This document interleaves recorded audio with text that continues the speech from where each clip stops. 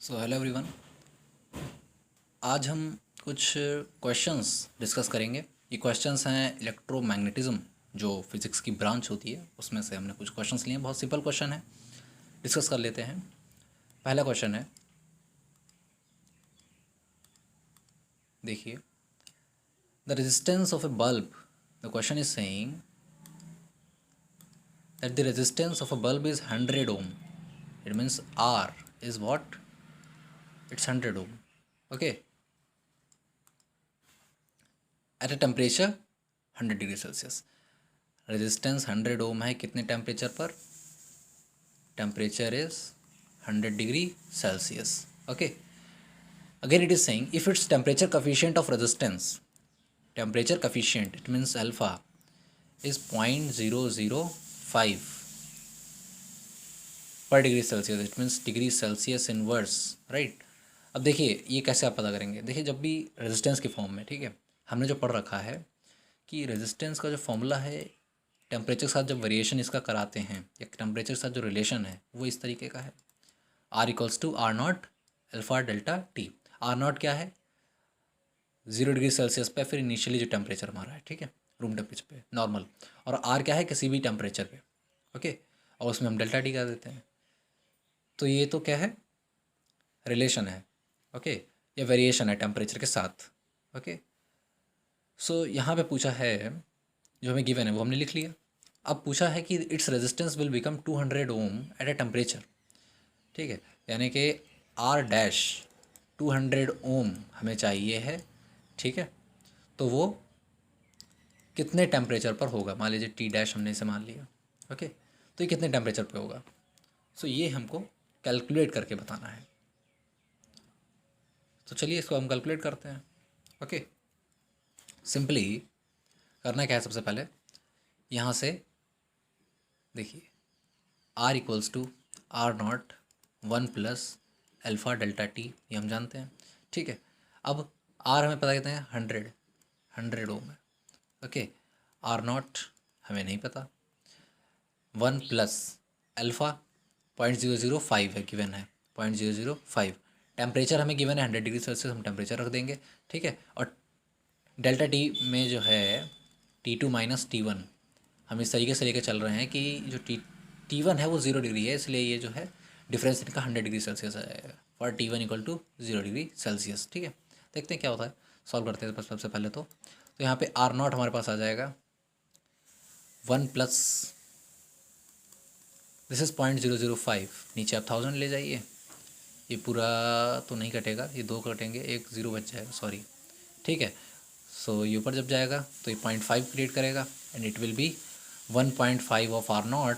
So from here we have R not equals to something would be call 100/1.5, यहाँ पे 1000, ये 3 and this is 200। चलिए इसको भी फ्रैक्शन में रहने देते हैं, चेंज नहीं करेंगे। ओके, तो अभी हमने क्या निकाला? आर नॉट निकाला है। ओके, हमें अब रेजिस्टेंस कितने पे निकालना है? वो टेम्परेचर 200 ओम पे कितना होगा। तो हम ज़रा इसको अब इरेज कर देते हैं। आर नॉट हमने निकाल लिया है। ओके,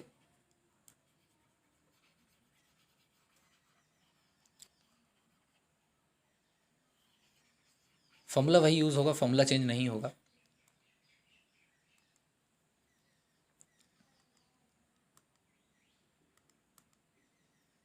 चलिए,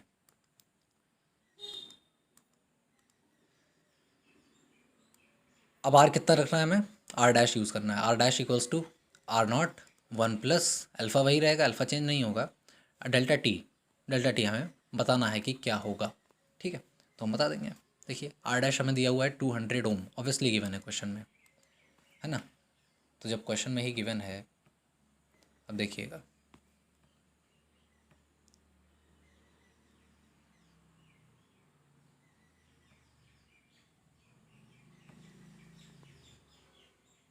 to hundred equals to R not अभी आपने निकाला 200/3। ओके, 1 + अल्फ़ा आपको पता है 0.005 इंटू डेल्टा टी हमें निकालना है, हम निकालेंगे, ठीक है। अब आप यहाँ से देख सकते हैं ये कैंसिल हो जाएगा, ठीक है। इसको और इरेज कर देते हैं ताकि थोड़ा सा स्पेस बन जाए सॉल्व करने के लिए।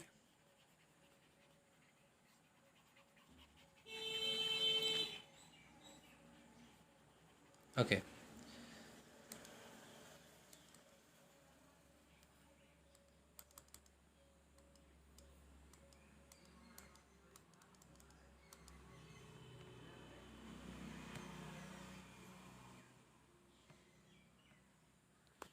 सो देखिए, अब 3 को ऊपर भेज दीजिए आप। 1 प्लस 0.005 डेल्टा टी, ठीक है। 3 minus 1 that is 2 equals to 0.005 delta T. अब इसको सॉल्व करिए तो डेल्टा टी हमारे पास कितना आ रहा है, 2/005। पॉइंट को हटाएंगे तो ऊपर 1000 भेजेंगे। अब ये 5 और ये कितना हुआ 200। सो टेम्परेचर कितना आया 400 डिग्री सेल्सियस।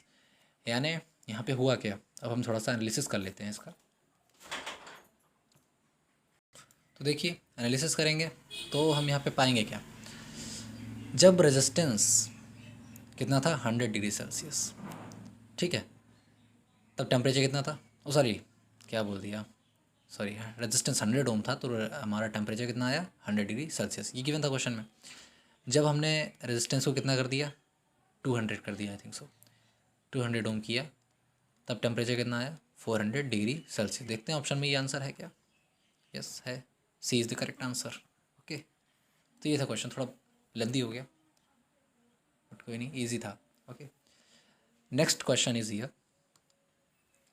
अगला प्रश्न है, an electric bulb is rated 200 volt and 100 वाट, ठीक है। The power consumed by it when operated on 100 volt. ये भी निकल जाएगा। देखिए पावर की बात आ गई है, पावर के फॉर्मूले आपको याद होंगे। पावर इक्वल्स टू क्या होता है इलेक्ट्रिक बल्ब के लिए, V² अपॉन R। ओके, सो यहाँ पे क्या V² अपॉन R हम यूज़ कर सकते हैं, यस यूज़ कर सकते हैं। V दिया हुआ है, ये रहा V और ये रहा P, तो इस फॉर्मूले को हम यूज़ करेंगे। तो आप यूज़ कैसे करेंगे, P की वैल्यू रख दीजिए आप 100 वाट, ओके, और V² 200 into 200 divided by R। सो यहाँ पर से R हमारे पास आ जाएगा, ये देखिए 100 पूरा चला जाएगा यहाँ से, और R आ जाएगा 400 ओम, ठीक है। तो ये आपने रेजिस्टेंस निकाल लिया, दिस इज़ व्हाट रेजिस्टेंस, ये भी निकाल लिया हमने। अब अगर हमें पावर बढ़ा दी तो क्या होगा, पूछा क्या है, सॉरी वोल्टेज बढ़ा दी, वोल्टेज घटाया है वैसे, ठीक है। चलिए अब वोल्टेज कितना कर दिया, V' is 100 volt. So again the same formula will be used, V²/R, now voltage will be 100, so 100 square divided by 400, again this 100 will be cancelled and you have 25, I think so, yes 25 watt. This is your answer. Let us see the options. A option is the correct answer. Okay, ये तो question simple था। आगे बढ़ते हैं। Now here is one more question. Magnetic flux linked with a coil at any instant t is given by, यहाँ पे थोड़ा सा टाइपिंग में मिस्टेक है, इसको मैं दोबारा लिख देता हूँ इस एक्सप्रेशन को। Phi equals to T² minus 10t, I think there is some mistake here, चलिए कोई नहीं, देखते हैं।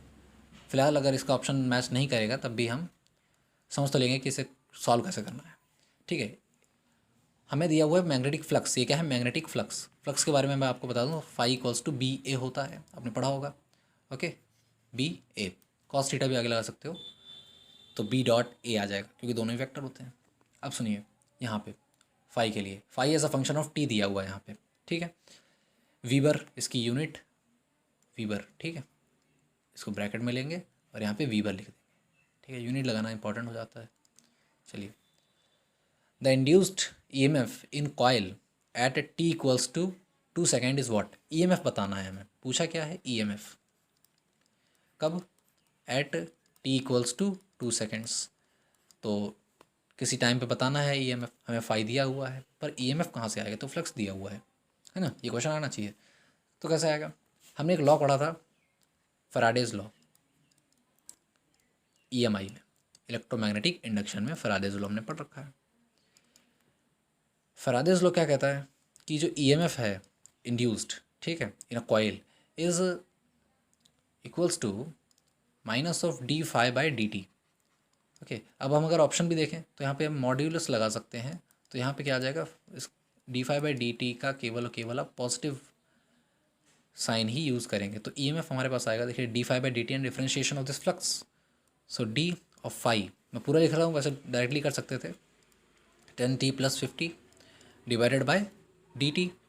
ओके, पहले हम फंक्शन निकाल लेंगे ईएमएफ, ठीक है, फिर 2 सेकंड पर रख देंगे, तो यहाँ पे हमारे पास आ रहा है 2t - 10, ओके, ये आ रहा है वोल्ट। अब हमें पूछा कितने सेकंड पे है, 2 सेकंड्स पे, तो हम 2 सेकंड पे निकाल लेंगे। At t = 2 second, what we have, EMF at 2 second equals to 2 × 2 - 10, that is minus what, 6, right, 4 - 10 is 6, this is 6 volt.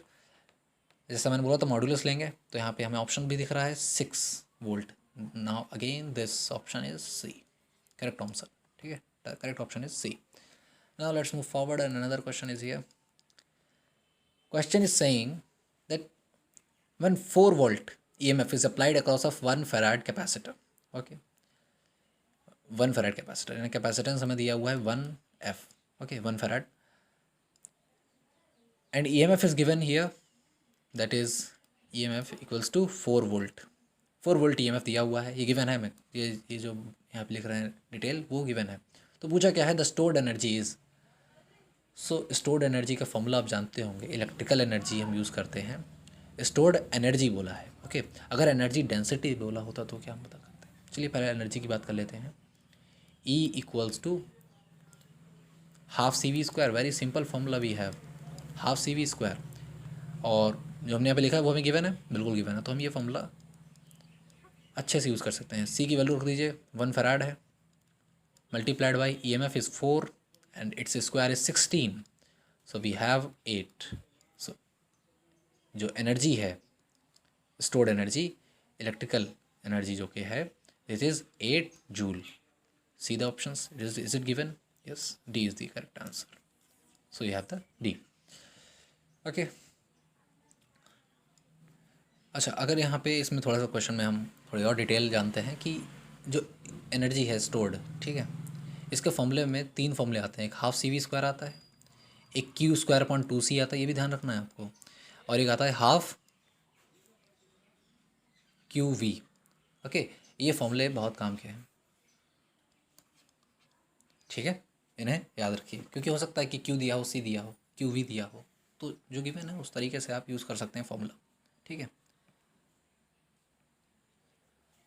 Now this is the last question of this lecture. Two long parallel conductors हैं, long की बात कर दी तो फिर infinitely गए होंगे, हमें कुछ उससे ज़्यादा लेना देना नहीं है, ठीक है। दोनों में ही करंट कितना है, इसमें भी करंट होगा, इसमें भी करंट होगा, किस डायरेक्शन में है दिया नहीं, तो मैं कोई भी आर्बिट्रेरी डायरेक्शन ले सकता हूँ।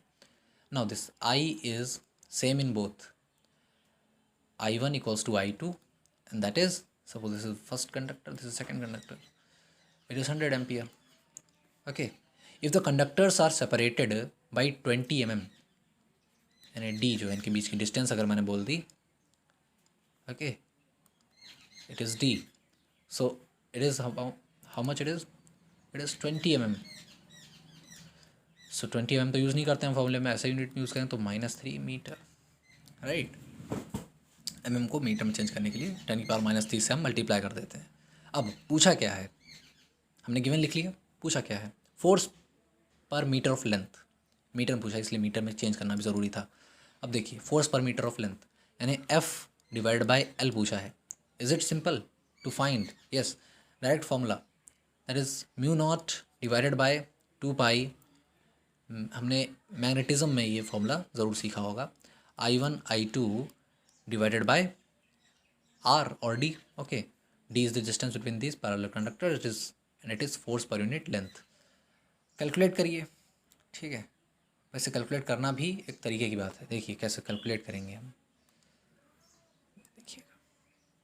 देखिए हम I1 पता है वैल्यू, I2 पता है, D भी पता है, पर ये μ0 और 2π की थोड़ी सी कैलकुलेशन अगर सिंपल करनी है तो क्या करेंगे, न्यूमरेटर में और डिनोमिनेटर में 2 से मल्टीप्लाई कर दीजिए, ठीक है, इस तरीके से, ठीक, कोई फ़र्क पड़ेगा नहीं, बस हमारा थोड़ा सा कैलकुलेशन सिंपल हो जाएगा, जैसे कि म्यू नॉट अपॉन 4 पाई I1 I2, क्योंकि इतने सिंपल क्वेश्चन में अगर आप कैलकुलेशन भी गड़बड़ कर देते हैं तो ये एक बड़ी ही गलती हो जाएगी, ठीक है।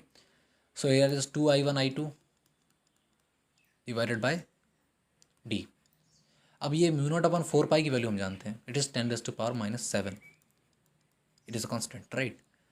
इट्स टू कांस्टेंट, बट वही है ना, वैल्यू आपको सिंपली जितनी आप निकाल पाए उतनी निकालिए। Into 2 times of I1 I2 बराबर है तो 100 × 100 लिख सकते हैं हम, ओके। डिवाइडेड बाई डी हमको कितना दिया हुआ है, 20 × 10⁻³ मीटर। ये भी हमने कैलकुलेट किया है इस फॉर्म में। अब आगे सॉल्व कर लीजिए, ठीक है। तो ये 2 और एक मिनट, यहाँ से एक ज़ीरो गया, ये 2 भी गया, और अब आप आगे सॉल्व करिए। 10⁻⁻⁷ इंटू ये 10⁻³ हो जाएगा, और यह भी 10⁻³ हो जाएगा ऊपर जाते ही, है ना। तो ये हो गया 10⁻³ ना, what we have 10⁻⁻⁷ into 10⁻⁶, and that is 10⁻⁻1। What is this is 0.1 newton. एक minute, let me write is properly, 0.1 newton, okay. So 0.1 Newton is in option. Yes, it is. D option is the correct answer. So we have this correct answer D. Okay. So ये थे कुछ questions simple.